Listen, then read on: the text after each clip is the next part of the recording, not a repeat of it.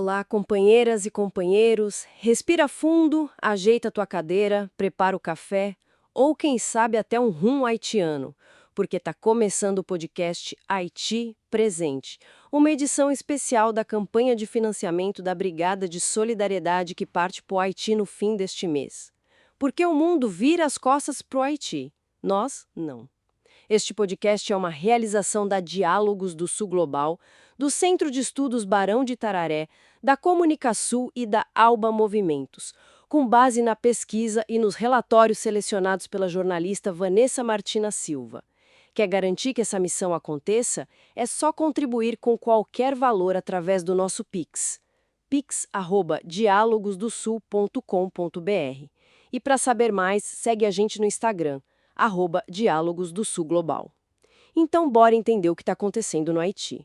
No episódio de hoje, a gente vai falar sobre a incrível eleição presidencial na qual o terceiro colocado na votação, de repente, aparece no segundo turno e... vence a eleição com ampla margem. Então, bora entender a dimensão desse absurdo. Pois é, vamos mergulhar hoje nessa eleição presidencial haitiana de 2010-2011, um evento bastante controverso, para dizer o mínimo. Com certeza.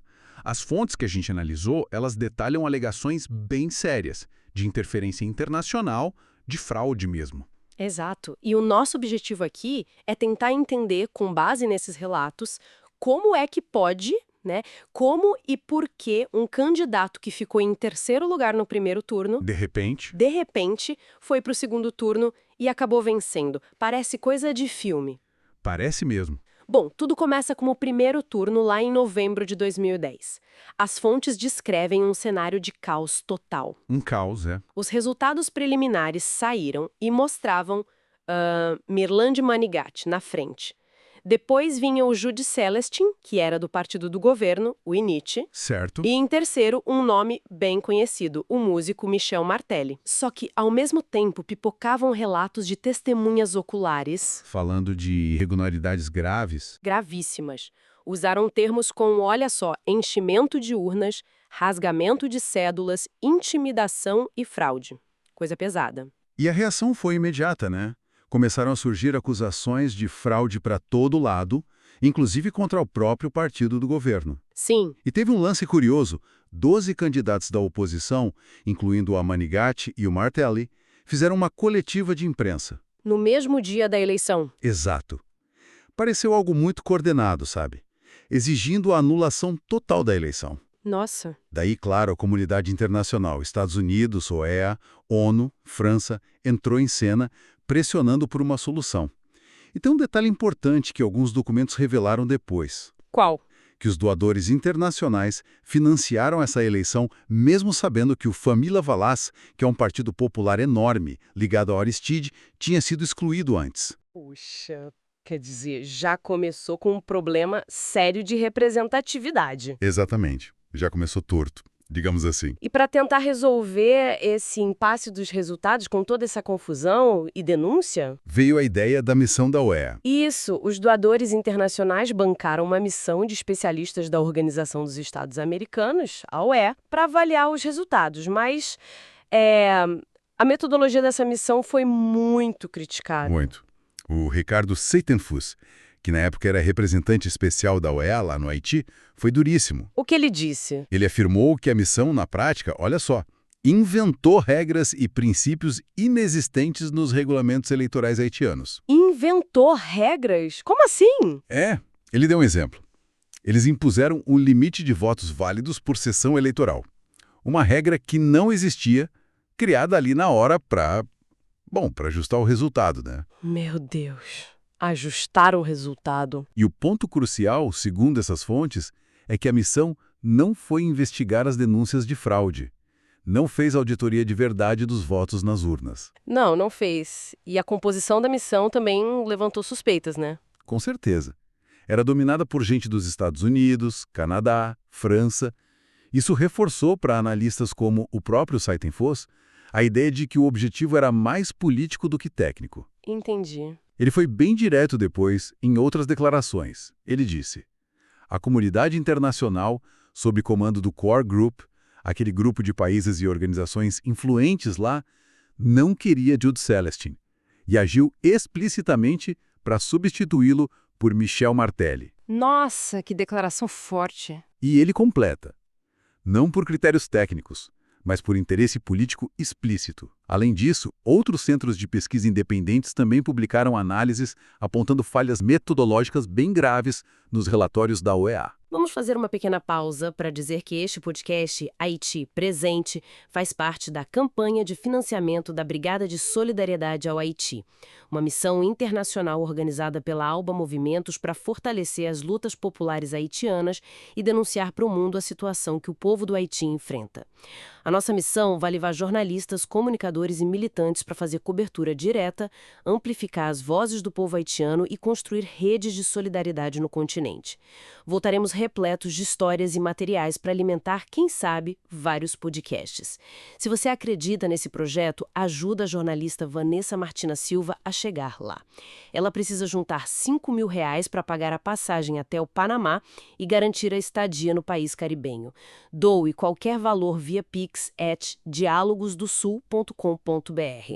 Voltemos ao nosso conteúdo, então. Bom, então a gente tinha essa missão da OEA contestada e uma pressão internacional que as fontes descrevem como Fortíssima. intensa sobre o governo do presidente Preval e o candidato dele, o Celestin. Existem relatos e até documentos que vieram a público depois que apontam ameaças diretas dos Estados Unidos. Ameaças sérias. Sim, incluindo cortar ajuda humanitária, e a gente lembra que isso foi logo depois do terremoto devastador de 2010, então a ajuda era crucial, e até revogar vistos de autoridades do Haiti. Uma pressão brutal. E o Seitenfus conta um episódio que ilustra bem essa tensão. Qual episódio? No dia da eleição mesmo, o Edmund Mullet, que era o chefe da missão da ONU, a MINUSTAH, teria ligado para o presidente Preval, Ligado pra quê? oferecendo um avião para ele sair do país em 48 horas, basicamente sugerindo um exílio. Não acredito, oferecendo um avião pro presidente ir embora? Exato. E a resposta do Preval, segundo Mullet contou para o Seitenfus depois, teria sido algo como: President Preval says he is not Aristide, but that he is Salvador Allende. Nossa! Eu não sou Aristide, sou Salvador Allende. Que resposta. Uma alusão clara, né? Dizendo que ia resistir, se comparando ao presidente chileno que morreu resistindo ao golpe. Impressionante. E por que essa rejeição toda ao Celestin, segundo as análises? Bom, a análise geopolítica que aparece nas fontes sugere que o tal Core Group viu o Celestin como uma continuidade do Preval. Que, por sua vez, era ligado à linha mais popular do Aristide, né? Exatamente. Uma linha considerada desalinhada com os interesses internacionais que dominavam ali. O Celestin nem era um radical, mas parece que foi visto como não suficientemente dócil, sabe? Entendi. E o Martelly? O Martelly era um outsider, um músico popular, sem uma estrutura partidária forte por trás. Nessa ótica, ele parecia, bom, mais controlável externamente. Faz sentido dentro dessa lógica de poder. E tem mais. Anos depois, vazaram e-mails do Departamento de Estado americano, da época da Hillary Clinton como secretário de Estado, que mostram bem essa dinâmica. E-mails vazados? O que eles diziam? Tem um e-mail de uma funcionária, Laura G., dizendo explicitamente que colocar o Martelly no segundo turno era considerado como sendo no melhor interesse do governo dos Estados Unidos. Ela usa a sigla USG Best Interest. Direto assim, no interesse dos Estados Unidos. Sim, e ela sugeria até melhorar a estratégia de divulgação de mensagens com substitutos haitianos para defender essa mudança publicamente lá no Haiti. Os haitianos para justificar a manobra? É o que o e-mail sugere. E para fechar essa parte, tem um outro e-mail, da Cheryl Mills, que era chefe de gabinete da Clinton. Depois que tudo acabou, o segundo turno concluído. O que ela escreveu? Ela mandou um e-mail para a equipe dizendo algo como: vocês fazem ótimas eleições e fazem todos nós parecermos bem. Nossa, isso é muito revelador. Bastante. E diante dessa pressão toda, documentada nesses e-mails e relatos, o que aconteceu com o Celestin? Ele acabou retirando a candidatura, não aguentou a pressão. Então, o segundo turno, que foi em março de 2011, ficou entre o Michel Martelly e a Mirlande Manigat. Exatamente. E o Martelly venceu. Venceu com uma margem considerável, uns 67,6% dos votos. Mas teve um detalhe importante aí, né? A participação. Crucial. Esse é um ponto que as análises batem muito na tecla. A participação popular foi baixíssima. Com baixa. Olha, o Martelli foi eleito com os votos de menos de 17% do eleitorado que estava registrado para votar naquele segundo turno. Menos de 17%. Menos de um quinto do eleitorado. Exato. Alguns centros de pesquisa chegaram a calcular que foi a menor taxa de participação numa eleição presidencial em todo o hemisfério ocidental desde 1945. Desde 1945. Isso questiona muito a legitimidade, né? Totalmente. E isso lembra uma frase que atribuem ao Aristide, que tinha voltado do exílio um pouco antes desse segundo turno. Ele teria dito: o problema é a exclusão, a solução é a inclusão. Faz todo sentido nesse contexto. E a presidência do Martelli, que veio depois, também foi marcada por muitas controvérsias, né? Alegações de corrupção, ele recriou o exército que o Aristide tinha dissolvido. E cancelou eleições locais, se não me engano. Exato. Cancelou eleições legislativas e locais.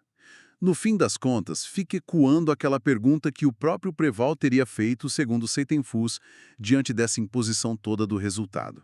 Qual pergunta? Nesse caso, por que foram realizadas eleições? É uma pergunta que fica no ar, realmente, e nos leva a uma reflexão final, né?